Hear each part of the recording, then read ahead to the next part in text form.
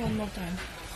There is a serious, really very big flow of journalists to Kiev from Crimea. The first flow was last year, when there was the beginning of occupation, and the second flow is after this April 1 situation when Roskomnadzor stopped registration and journalists just lost their jobs. So even IMI correspondent to Crimea, he remained to the last time, but in April he had to move to Kiev. After him, tens of his colleagues yet left their job. They were just deprived of the right to work. The main problem is in Crimea people are deprived of their right to information because there is very low level of internet infrastructure. They cut off all Ukrainian TV channels and substituted them with Russians, just without any court decision, just switch off. And people were mainly consumers of TV news. They didn't really have internet or something like that. They were really threatened that there are Ukrainian fascists who will come and kill you for Russian language, and because of this threat they were like manipulated. And now the situation continues. They still have no access, well, to information.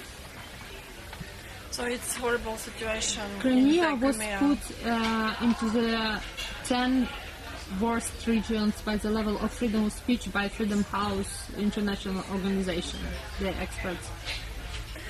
We are back to the main Ukraine now. You have said that there is 5 big concerns that own media in Ukraine. And my question is, what about the Ukrainian journalists? Do they prefer to work at controlled media to get more paid? Like we have heard it's the situation in Moldova.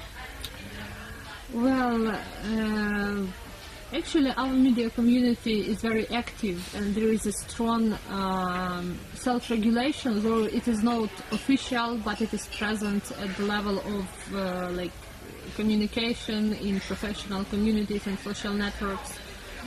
And they really hear to expert opinion, and they do not like to participate in manipulations. They try to abstain from it at their level. And I believe if there is real strong pressure, they would resign. We had examples in 2013 when 5 collectives, not 5 single journalists, but 5 collectives of journalists resigned from successful media despite their salaries, despite everything, because of censorship and because of pressure. It was the case with TVI when journalists, just 34 journalists, quit their jobs one day. It was the case with Forbes magazine, which was bought by Poroshenko, and he proposed very high salaries to them, like 2,500 euros, which is very high, which is luxury for Ukraine. They did not want it, they resigned, because it's not like real journalism. You see, we still have this spirit of Maidan, and it is essential to transform it into the real change.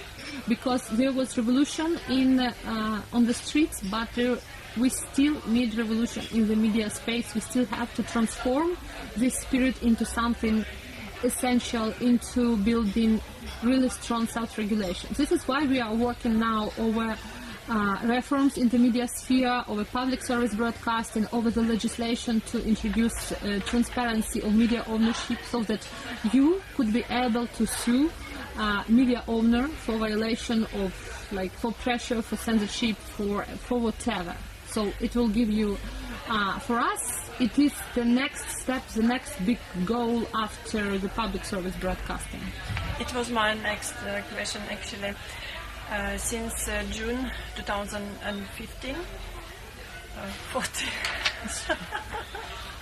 since June 2014, the Ukraine mass media have been under constant control from the National TV Council.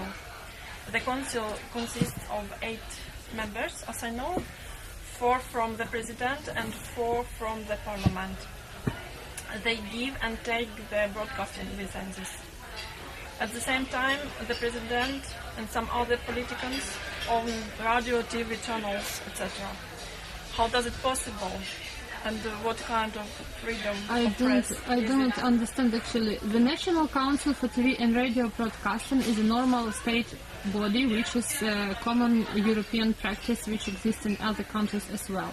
We have licensing of TV and radio because it concerns frequencies. If you want to have a frequency, you have to apply and to get a license. I wouldn't say that it controls the whole space. It's not true at all. It doesn't control because there is no state vertical control at all. There are several media oligarchs who follow their own views, and they do not really. I was at several actually meetings of the National Council. Explain us what they do, because they give licenses for frequencies, and actually they should have bigger authority. Unfortunately, the authority is not very essential. This is a self-regulatory body, actually. We want our representatives to enter this council and to help with the situation. And I was at several meetings of the National Council for TV and Radio and Broadcasting, and for instance they wanted to they invited media managers to these meetings, and they asked those media managers, who is the owner of your TV channel? Please sign it in your license openly, so the public could know what is. And media managers said, oh, I was appointed by email, I don't know who is my owner, I never met with him. So this is strange. The media, the National Council is doing a great job actually right now in Ukraine. They certainly do not put any pressure. They certainly do not do state censorship. This is absolutely different body. That's like this is regulator. What about Shuster Life? Shuster Life is a private TV show which is like their own. They are doing what they want.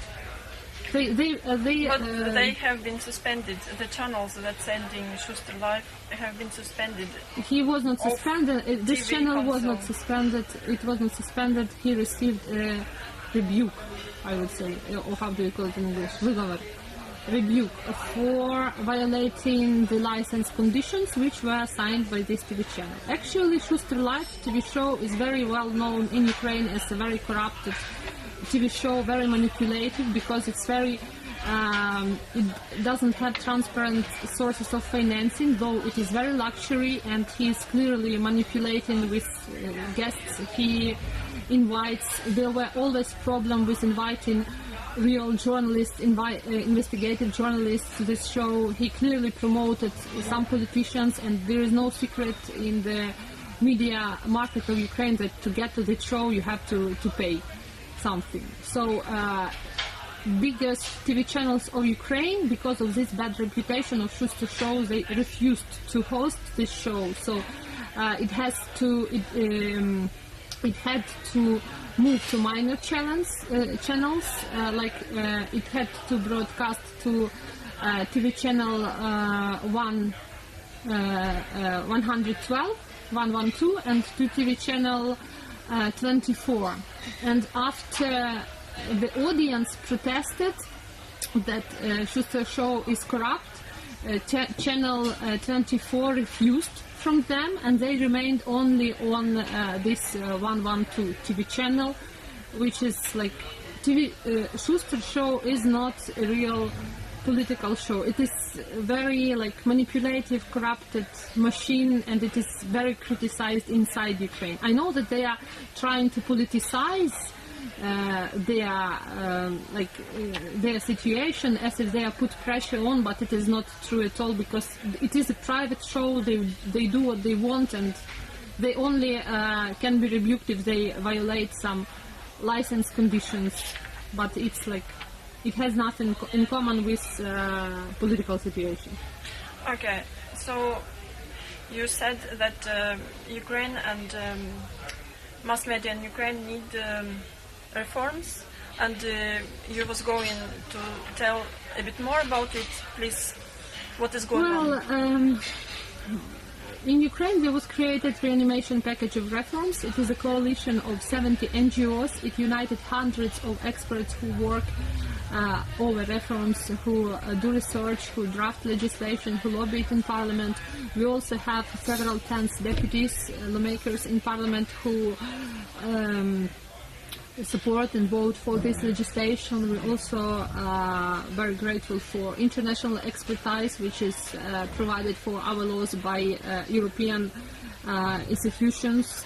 This is very essential for us. In the sphere of media, we have passed several reforms like access to information, better condition of access. Now, every citizen of Ukraine can come to parliament and watch not only to parliament but also to sessions of local councils and be present at these sessions, and there is better access for citizens to different levels of official bodies, to different official documents, archives, and so on. So the Ukrainian journalists have full access to the information or not right now? Yes, it is very, very good access to information, probably one of the best in Europe right now.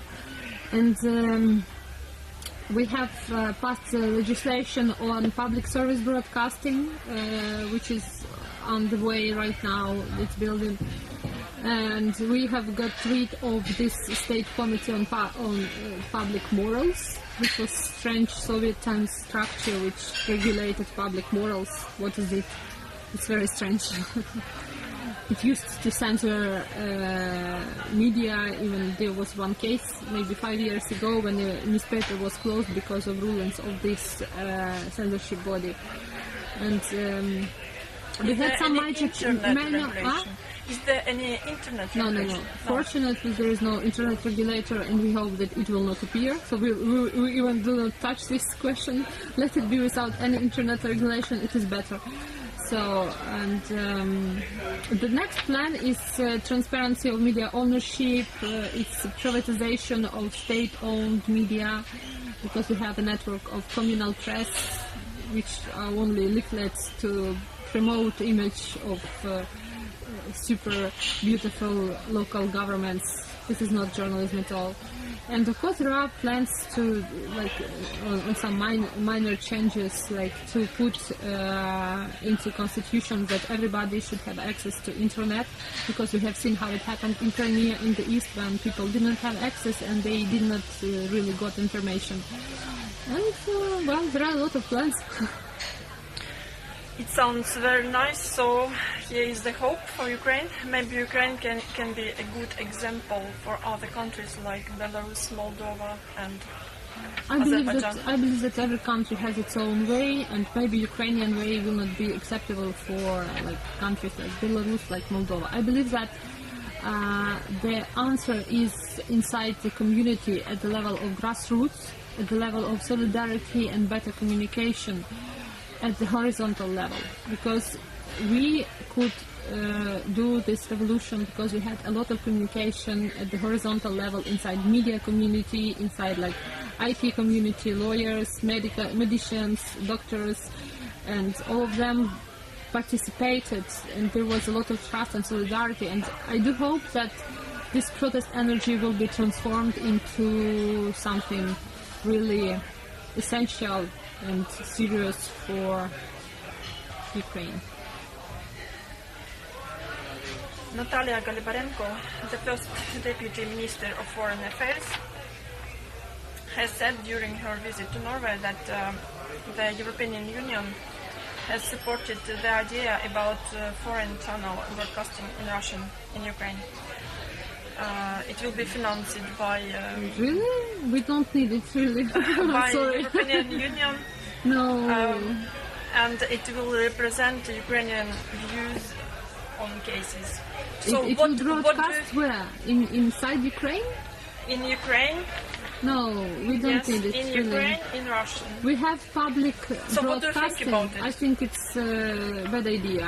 We already have a lot of broadcasters, and the problem is not to broadcast in Ukraine in Russian. The problem is the content and the trust to this content, because we have a lot of propaganda in Ukrainian language for Ukrainian audience, and well, language is not the matter at all. We have a lot of investments of Kremlin into Ukrainian language media. At the same time, we have a lot of independent media outlets who produce very good content.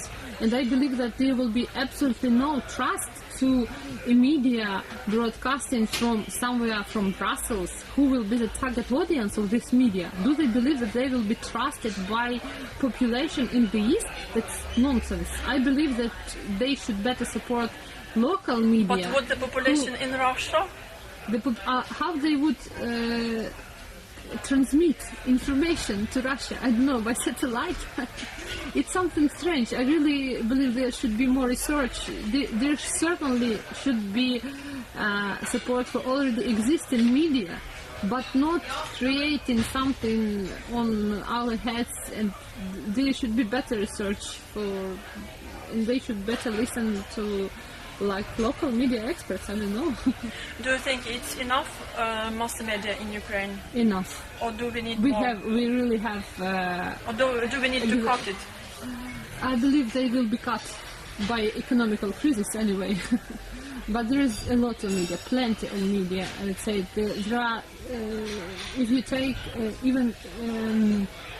take a minor city, there would be like 7 to 8 weeklies which just are copies of which other. The competitiveness should be about the contents, but not about the form. So. And the last question, what is your hope for press in Ukraine?